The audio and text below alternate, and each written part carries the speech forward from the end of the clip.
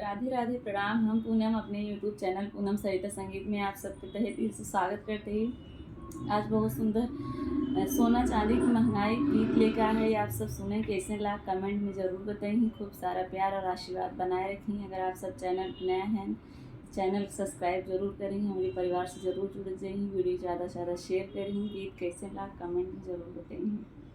अब ना बने मोर हरवा बलम महंगा होई ग सुनवा हो। अब ना बने मोर हरवा बलम महंगा होई ग सुनवा हो। महंगा होई ग सुनवा हो, महंगा होई ग सुनवा। अब ना बने मोर हरवा बलम महंगा होई ग सुनवा हो। अब ना बने मोर हरवा बलम महंगा होई ग सुनवा हो।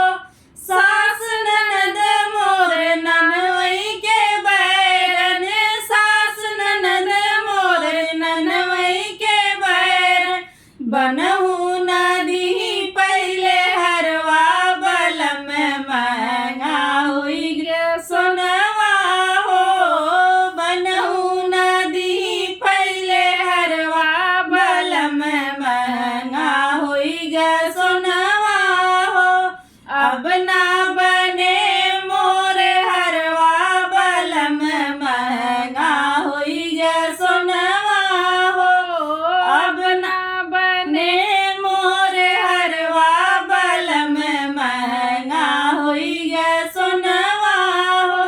और सपना ज देख रहे टूटी गइल पियवा, सपना ज देख रही टूटी गइल पियवा। अब ना बने कबहू हरवा बलम महंगा होई ग सुनवा हो।